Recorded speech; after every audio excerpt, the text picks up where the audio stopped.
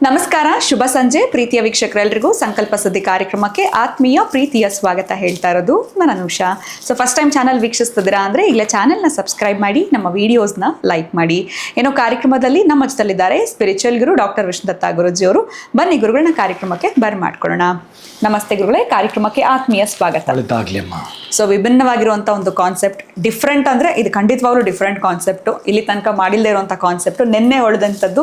ನಿನ್ನೆ ನಮಗೆ ತಿಳಿಸಿದ್ರಿ ರಾತ್ರಿ 12 ಗಂಟೆಯಿಂದ 2 ಗಂಟೆಯವರ ಒಂದು ಸ್ವಭಾವ, ವ್ಯಕ್ತಿತ್ವ ಯಾವ ರೀತಿ ಇರುತ್ತೆ ಅಂತ. ನಾನು ಅದನ್ನ ಹೇಳಿದ್ದೀನಿ, ನಿಮ್ಗೆ 2 ತಾಸು ತಗೊಂಡಿದ್ದೀನಿ ಮತ್ತು ನೀವು 2 ತಾಸು ತಗೋಬಹುದು. ಅಂದ್ರೆ ಈಗ 2 ಗಂಟೆಯಿಂದ 4 ಗಂಟೆವರೆಗೂ ಹೇಳ್ಬೋದು ಅವರು. ಅಂದ್ರೆ ರಾತ್ರಿ ಮಧ್ಯರಾತ್ರಿ 2 ಗಂಟೆಯಿಂದ 4 ಗಂಟೆ ನಿಲ್ಸಿದ್ದೆ ನಾನು. 12ರಿಂದ 2 ಆಗಿ ತಗೋಬಹುದು. ಸೊ ಹಾಗಿದ್ರೆ ಇವತ್ತಿನ ಕಾರ್ಯಕ್ರಮದಲ್ಲಿ ಈ 2 ಗಂಟೆಯಿಂದ 4 ಗಂಟೆ ಹುಟ್ಟಿರುವಂಥವ್ರ ಸ್ವಭಾವ, ವ್ಯಕ್ತಿತ್ವ ಹೇಗಿರುತ್ತೆ ಇದ್ರ ಬಗ್ಗೆ ತಿಳಿಸ್ಕೊಡಿ. ಇದು ಅದ್ಭುತ. ಓಂ ವಿಶ್ವಸ್ಮಯ ನಮಃ. ಪ್ರೀತಿಯ ಬಂಧುಗಳೇ, ಇದೊಂದು ವಿಭಿನ್ನ, ಇದು ಮತ್ತೂ ಶ್ರೇಷ್ಠ. ಯಾಕಂದರೆ ಬ್ರಾಹ್ಮಿ ಮುಹೂರ್ತಕ್ಕೂ ಕೂಡ ಇದು ಬಂದ್ಬಿಡುತ್ತೆ. ಇಲ್ಲಿ 2 ಇದೆ, ಸವ್ಯವು ಇದೆ, ಅಪಸವ್ಯವು ಇದೆ. ಕೃಷ್ಣನ ತಂದೆ ಬೆಳಗಿನ ಜಾವ ಆಯಿತು ಅಂತೇಳಿ ರಾತ್ರಿ 2 ಗಂಟೆಗೆ ಸ್ನಾನ ಮಾಡ್ಕೊಂಡಿದ್ದಕ್ಕೆ ವರುಣ ದೇವನ ಮೇಲೆ ಇರ್ತಕ್ಕಂತಹ ದೇವದೂತರು ಬಂದು ಕರ್ಕೊಂಡು ಹೋಗ್ಬಿಡ್ತಾರೆ. ಯಾಕೆ ಮಾಡಿರಿ ಇಷ್ಟೊತ್ತರ ಸ್ನಾನ ಅಂತ. ಹಂಗೂ ಇದೆ, ಯಾಕಂದರೆ 2 ಅಲ್ವಾ, 2ರಿಂದ 3 ಅಲ್ಲ. ಅಂದರೆ 2 ಇವರ ಆಲೋಚನೆಗಳು ಹೇಗೆ ಅಂತಂದರೆ, ಪ್ರಕೃತಿದತ್ತವಾಗಿ ಇವರಿಗೆ 2 ವರಗಳು ಕೊಡ್ತಾನೆ ಭಗವಂತ, ಆಯ್ಕೆ ಅವರಿಗೆ ಬಿಡ್ತಾನೆ. ಈ ಸಮಯದಲ್ಲಿ ಯಾರು ಹುಟ್ಟಿರ್ತಾರೋ ಕಾಲಕ್ರಮೇಣ ತುಂಬ ಬಡವನಾಗಿದ್ದರೂ ಈ ಸಮಯದಲ್ಲಿ ಹುಟ್ಟಿದ್ದರೆ ನಿಧಾನಕ್ಕೆ ಪ್ರಗತಿಯತ್ತ ಹೆಜ್ಜೆ ಹಾಕ್ತಾ 100ಕ್ಕೆ 100 ಅವ ಶ್ರೀಮಂತನಾಗಿಯೇ ತಿರ್ತಾನೆ. ಕಟ್ಟಿಟ್ಟೆ ಬುತ್ತಿ ಶ್ರೀಮಂತರ ಪಟ್ಟಿಗೆ ಬರೋ ಲೆವೆಲ್ಗೆ ಹೊತ್ತು ಅಂಥವನು ಉತ್ತಮವಾಗಿರೋ ಜ್ಞಾನಿ, ಸದೃಢ ಶರೀರಕಾಯ, ಆಮೇಲೆ ಉತ್ತಮ ವಾಗ್ಮಿ, ಮಾತಾಡ್ತಕ್ಕಂತಹ ಕಲೆ ಅದ್ಭುತವಾಗಿ ಅವರಿರುತ್ತೆ. ಆಮೇಲೆ ಹೆಸರು ಮಾಡ್ತಾರೆ ಈ ವ್ಯಕ್ತಿಗಳು.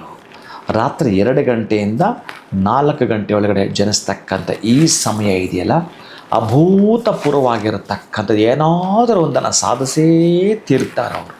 ಅವರ ಲಗ್ನ ಆಗಿರ್ಬೋದು, ಅವರ ರಾಶಿ ಆಗಿರ್ಬೋದು, ನಕ್ಷತ್ರ ಏನಾದರೂ ಆಗಿರಲಿ, ಅದು ಯಾರು ಹೇಳಿದರೂ ಕೂಡ ಚೆನ್ನಾಗಿಲ್ಲ. ಅಂದರೆ ಈ ಸಮಯವನ್ನು ಆಧರಿಸಿ ಬಹುಶಃ ಜನನ ಆಗಿದ್ದರೆ ಅಂಥವ್ರು ಏನಾದರೂ ನನಗೆ ಆ ಥರ ಯಾವ ಕಾಣಿಸ್ತಿಲ್ಲ ಗುರುಗಳಂತಂದರೆ, ಈ ಸಮಯ ನಿಮ್ಮದು. ಬಹುಶಃ ನೀವೇನಾದರೂ 3:30-4 ಗಂಟೆಗೆ ಎದ್ದು ನೀವು ವಾಲ್ಮೀಕಿಯನ್ನು ಕುರಿತು ನೋಡುವಂಥದ್ದು, ವಾಲ್ಮೀಕಿ ಓದಿರತಕ್ಕಂತಹ ಸರಸ್ವತಿ ಕವಚವನ್ನು ಸುಮ್ಮನೆ 1-2 ನಿಮಿಷ ಕಣ್ಣಾಡಿಸ್ಬಿಡ್ತೀರಂತಂದರೆ, ನೀವು ಹೊರದೇಶದಲ್ಲಿ ಇರ್ತೀರಿ, ನಿಮಗೆ ವಿದ್ಯೆ ಇಲ್ಲಾಂದ್ರೆ ಪರವಾಗಿಲ್ಲ, ನಿಮ್ಮನ್ನು ಯಾವುದೋ ಒಂದು ಕೆಲಸ ಕಾಲ ಕರೆದು ಬಿಡ್ತಾರೆ. ಅಂತಹದ್ದು ಸೀಮೋಲ್ಲಂಘನ ವರಪ್ರಾಪ್ತಿ ಎಲ್ಲಿ ಈ ಸಂದರ್ಭದಲ್ಲಿ ಹುಟ್ಟಿರತಕ್ಕಂಥವರೆಗೆ ಅಂತಹ ಯೋಗ, ವಿದ್ಯೆ, ಬುದ್ಧಿ. ಹೇಗೆ ಅಂತಂದರೆ, ಈ ಮೊದಲು ಕಾಳಿದಾಸ ಬೆಬ್ಬೆ ಕುರಿ ಮೇಯಿಸ್ಕೊಂಡಿದ್ದ ಅಲ್ಲ, ಏನೂ ನಾಲೆಡ್ಜ್ ಇಲ್ಲ. ಆಕೆ ಒಬ್ಬ ರಾಜನ ಮಗಳ ಮದುವೆ ಆದಮೇಲೆ ಮತ್ತೆ ನೀನೇನು ನಾಲೆಡ್ಜ್ ಇಲ್ಲ, ಬುದ್ಧಿ ಇಲ್ಲ ಅಂತ ನಮ್ಮ ಮನೇಲಿ ಬೈತಾರೆ, ಹೋಗಿ ನೀನು ಕಾಳಿ ದೇವಸ್ಥಾನಕ್ಕೆ ಅಂತೇಳಿ ಆಕೆನೇ ಕಳಿಸೋದ್ರಿಂದ ಆಮೇಲೆ ಅಲ್ಲಿ ನಿಮಗೆಲ್ಲ ಕತೆ ಗೊತ್ತಿದೆ. ನಾಲ್ಗೆ ಮೇಲೆ ಬರೀಬೇಕಾದ್ರೂ ಅಷ್ಟೇ. ಅವನು ಕಾಳಿ ಹೊರಗಡೆ ಹೋಗಿದ್ದಾಳೆ ಸಂಚಾರಕ್ಕೆ, ನೀನು ಬಾಗಿಲು ಹಾಕ್ಕೊಂಬಿಡು ಒಳಗಡೆ ಹೋಗ್ಬಿಟ್ಟು. ಆಕೆ ಬಂದು ತಡ್ತಾಳೆ. ಆಗ ನೀನು ಯಾರು ಅಂದರೆ, ನಿನ್ನ ಹೆಸರೇ ಬೇಡ, ನನಗೆ ನೀನು ಎಷ್ಟು ಆಯಮ ಬಡಿದ್ರು ಕೂಡ ಈಗೇನು ಬೇಕು ಅಂತಂದರೆ ವಿದ್ಯೆ ಅನ್ನೋಕ್ಕೆ ಬರಲ್ಲ ಅವನಿಗೆ, ವಿದ್ಯೆ ಅನ್ನೋಕ್ಕೆ ಬರಲ್ಲ ಅವನಿಗೆ ವಿದ್ದ ಹೀಗೆ ಮಾತಾಡ್ತಿರ್ತಾನೆ, ಬರೋದೇ ಇಲ್ಲ ಅವನಿಗೆ. ಸರಿ, ನಾಲ್ಗೆ ಚಾಚು ಅಂದರೆ ಆ 2 ಡೋರ್ಗಳ ಮಧ್ಯೆ ನಾಲ್ಗೆ ಚಾಚಿದ ಮೇಲೆ ಆಮೇಲೆ ಆ ಕಾಳಿ ತ್ರಿಶೂಲದಿಂದ ಬರೀತಾಳಂತೆ. ಅಂದರೆ ನಾನು ಈ ಸಮಯವನ್ನು ಯಾಕೆ ಹೇಳಿದೆ ಅಂತಂದರೆ, ಇದೊಂದು ದೊಡ್ಡ ಸ್ಟೋರಿ, ಯಾವಾಗಲೂ ಹೇಳಿರ್ತೀನಿ ನಾನು. ಸಮಯಾನು ಸಂದರ್ಭ ಬಂದಾಗ ನಿಮ್ಮಷ್ಟು ತಿಳುವಳಿಕೆಯನ್ನು ಯಾರೂ ಇರೋದಿಲ್ಲ, ನಿಮ್ಮಷ್ಟು ಪ್ರಜ್ಞಾವಂತರು ಯಾರೂ ಇರೋದಿಲ್ಲ. ಅದಕ್ಕೆ ನಾನು ವಾಲ್ಮೀಕಿ ಮೊದಲು ಏನಾಗಿದ್ದ, ಒಬ್ಬ ಕಳ್ಳನಾಗಿದ್ದ, ಆಮೇಲೆ ಎಂಥ ಜ್ಞಾನಿಯಾದ.